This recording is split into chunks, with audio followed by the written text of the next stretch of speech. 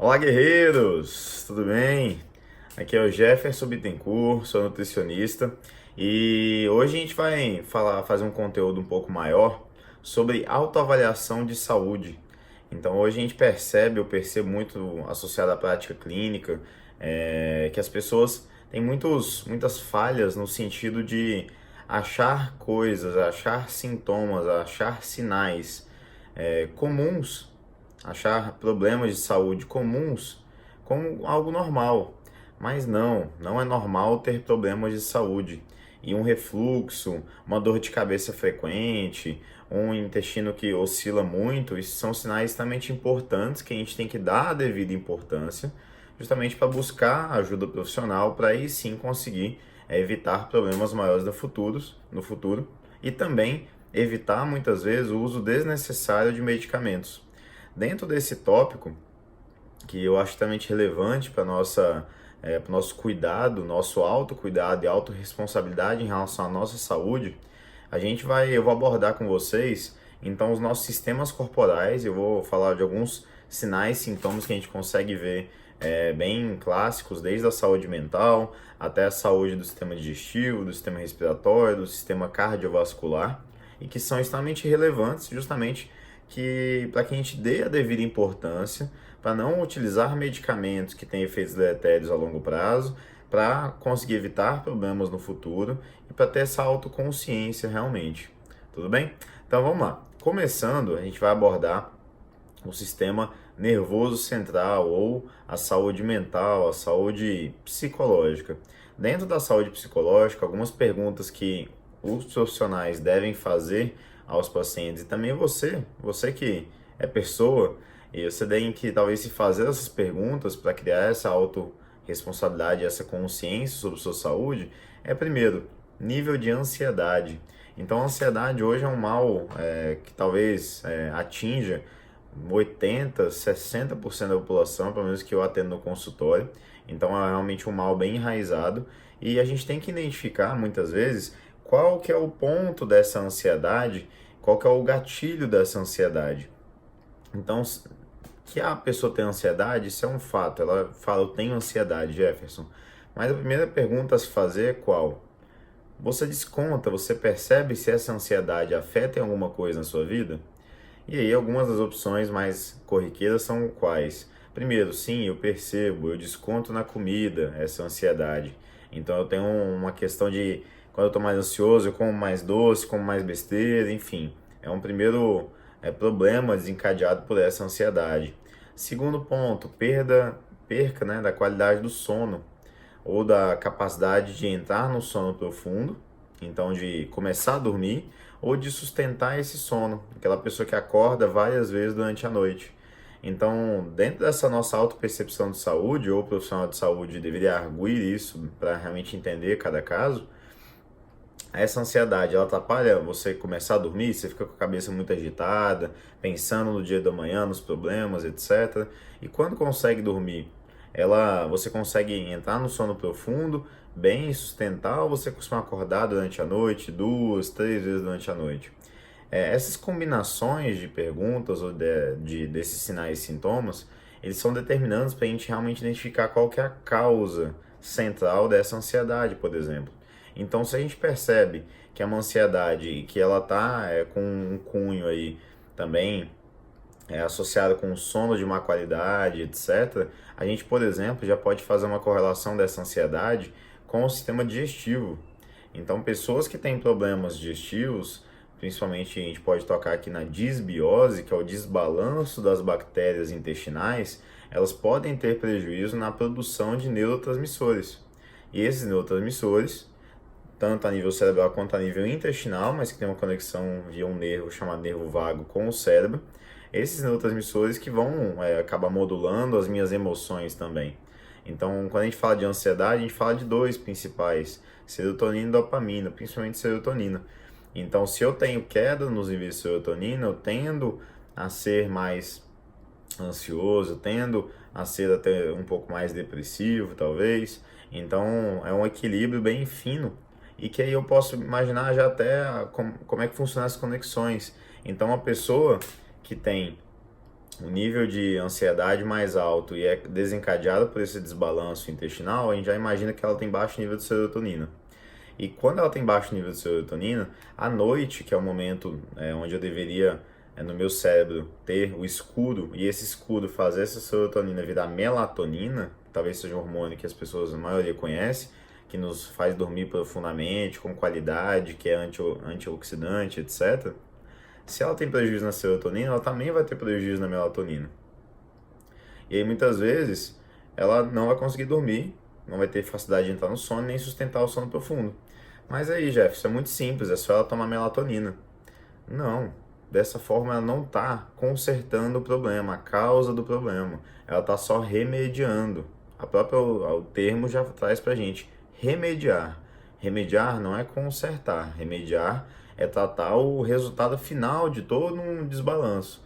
Então, se a gente identifica na prática clínica, ou você identifica algumas correlações importantes, e o profissional entra para ajudar muito nisso, mas que o problema não é em si a produção de melatonina, mas ele está sendo desencadeado por exemplo, um desarranjo intestinal, a gente tem que tratar a causa desse problema, porque aí sim a gente vai ter a melhoria tanto do sono, mas tem também diversas outras nuances da vida dessa pessoa.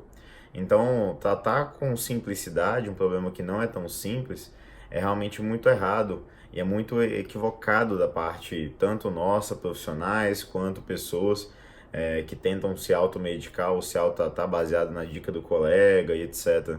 Porque justamente esse desarranjo, o sono é só um sinal e sintoma desse problema.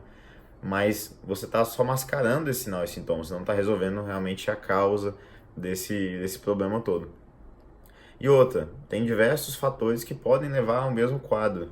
Então, por exemplo, essa ansiedade, esse sono ruim, eles podem estar sendo desencadeados por esse desarranjo intestinal? Pode, mas também eles podem estar sendo desencadeados por falta de nutrientes, por exemplo. Então, quando a gente pensa, por exemplo, em vitamina B3 ou no próprio aminoácido triptofano, se essa pessoa não tem uma ingestão adequada, ingestão mesmo, ou absorção desses nutrientes, ela não vai conseguir fazer a produção de serotonina e de melatonina por falta de substrato, falta de tijolo, vamos dizer assim, para construir essa estrutura.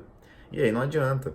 Então aí que entra, por exemplo, a alimentação adequada, o estilo de vida adequado para consertar esse problema de base e para não ficar remediando, ficar tampando o buraco. Um outro ponto que pode afetar muito e gerar ansiedade também, bem como depressão, é justamente o nível de inflamação cerebral. Então, quando a gente fala de inflamação, parece algo muito vago e a gente só imagina, né, quando bate em algum lugar e inflama, mas nesse caso a gente está falando de uma inflamação crônica, ou seja, a longo prazo, de baixo grau, que a gente não tem sintomas agudos, só que a gente tem sintomas crônicos disso, que justamente um deles é, por exemplo, esse desbalanço de neurotransmissores. Então, quando eu tenho, por exemplo, um intestino que não funciona direito, que por conta de uma má alimentação, da atividade física ruim, ou que eu não faço, estou sedentário, esse intestino que é o principal filtro do nosso organismo, ele estando mais aberto, ele vai afetar o segundo maior, talvez, filtro do nosso organismo, que é um outro que existe aqui em volta do nosso cérebro, que chama barreira hematoencefálica.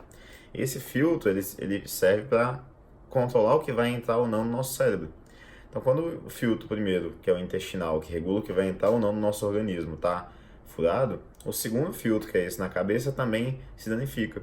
E aí eu estou falando de um filtro que não está filtrando o que deveria entrar ou não no cérebro, permitindo dessa forma ele aberto entrar em substâncias que não eram para estar ali, causando uma inflamação a nível cerebral. E aí eu tenho que tratar a causa do problema. Essa inflamação ela faz desvio de rotas metabólicas, parecem nomes complicados, mas é como se o tijolinho que eu dei o exemplo, que deveria virar a serotonina e a melatonina, ele, por conta da inflamação, ele vai para outro caminho. Ele vira outra substância que não são essas boas, inclusive são substâncias tóxicas, por conta desse quadro inflamatório. E aí a gente tem que tratar a saúde intestinal, a saúde cerebral, para resolver esse quadro de ansiedade, depressão, etc. Dei dois exemplos aqui de quadros principais, mas a gente poderia falar, por exemplo, de um quadro de deficiência nutricional que está muito atrelado à saúde mental também, há três sintomas principais. Quais são eles? Perda ou falta de foco, de concentração e de memória. Isso também é uma queixa extremamente recorrente nos consultórios atualmente. E é bem comum a gente conseguir observar esse quadro presente quando a pessoa tem uma deficiência de B12, da vitamina B12. Então, uma vitamina simples, quando ela está em um quadro de deficiência leve, abaixo do valor ótimo que deveria, essa pessoa já pode manifestar os sinais e sintomas. E aí que entra a questão do auxílio profissional. O que vai levar essa pessoa a ter uma baixa de B12? Tem diversos fatores, como ela pode estar não consumindo essa B12 da forma adequada, de ingestão mesmo, desbalanço alimentar. 2, ela pode até consumir, mas ela não está conseguindo absorver a B12, por exemplo, uma má mastigação, ou por uso de medicamentos que afetam esse metabolismo, como os mais clássicos talvez, omeprazol, ranitidina, cimetidina, medicamentos ou pantoprazol, medicamentos que agem diminuindo o ácido estomacal, que são utilizados para tratamento de gastrite, refluxo, etc., mas que podem, justamente por diminuir o ácido, gerar uma carência de B12, e essa carência de B12, depois de 3 meses, 1 ano, desencadear uma perda de memória, perda de foco, de concentração. Então, olha como um problema pode desencadear outros quando não tratado da forma adequada. A pessoa pode começar a ter um refluxo, uma gastrite por estresse, às vezes ali básica, vamos dizer assim, começou a fazer o uso recorrente, muitas vezes indiscriminado e automedicação de um medicamento, que depois de um tempo fazendo uso, ele vai ter os seus efeitos colaterais.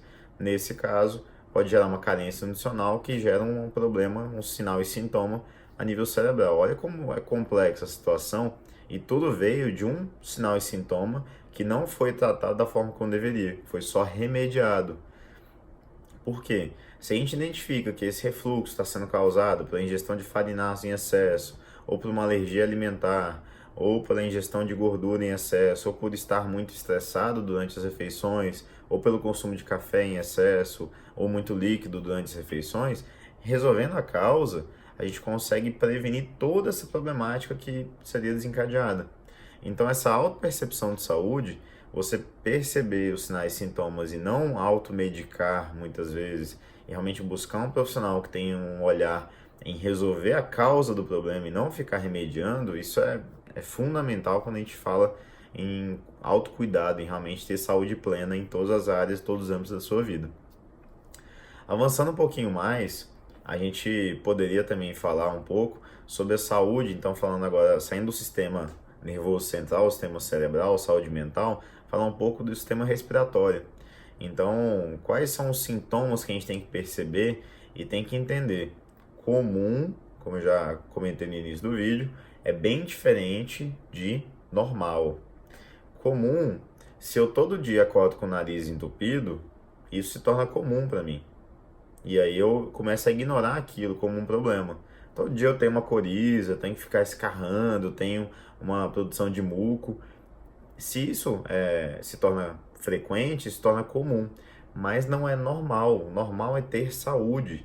A gente tem que entender que sinais e sintomas devem ser levados em consideração, a gente não pode ignorá-los, a gente não pode acostumar a conviver com eles e achar isso normal.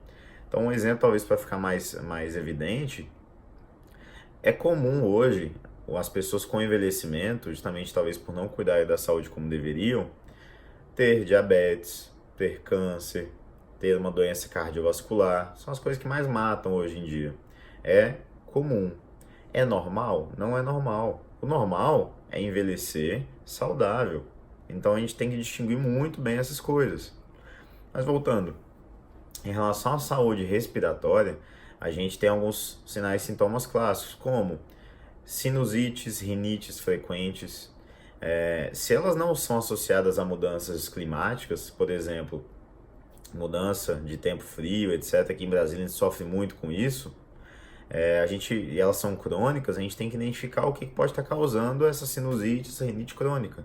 Então, um exemplo claro disso é uma alergia alimentar tardia. Eu mesmo tenho uma alergia alimentar tardia a leite.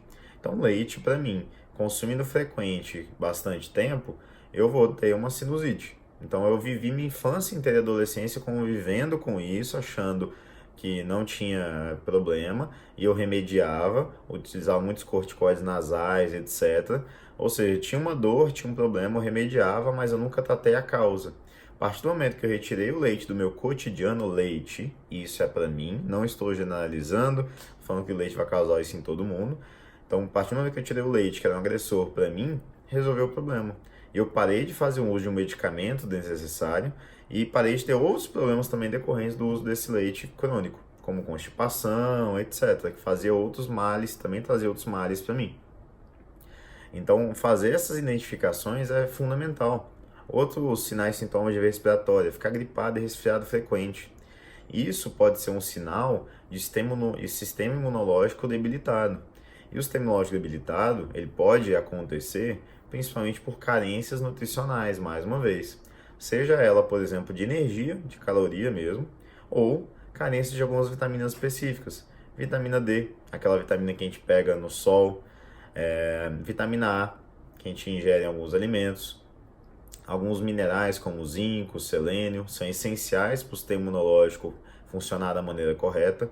Então, numa carência nutricional, devido a uma má alimentação, um estilo de vida ruim, essa pessoa fica susceptível a ter gripes, resfriados frequentes. E aí eu vou ficar tratando a gripe e resfriado frequente, eu vou achar isso normal? Não. Está sendo comum, porque existe um estilo de vida base que não está adequado, certo? Faz sentido? Ok. Por hoje, eu acho que tá bom de conteúdo pra gente. Fico muito feliz de vocês terem nos acompanhado aqui, me acompanhado nesse vídeo. Espero ter criado um pouquinho de consciência. Então, essa autopercepção, esse autocuidado é fundamental. E a busca de um profissional para realmente te auxiliar nessas questões também é um ponto-chave. Nós aqui no Duelo de Hábitos estamos focados justamente nisso também. Então, identificar sinais e sintomas, por isso que a gente tem uma autoavaliação bem completa para ajudar nesse suporte para uma saúde plena.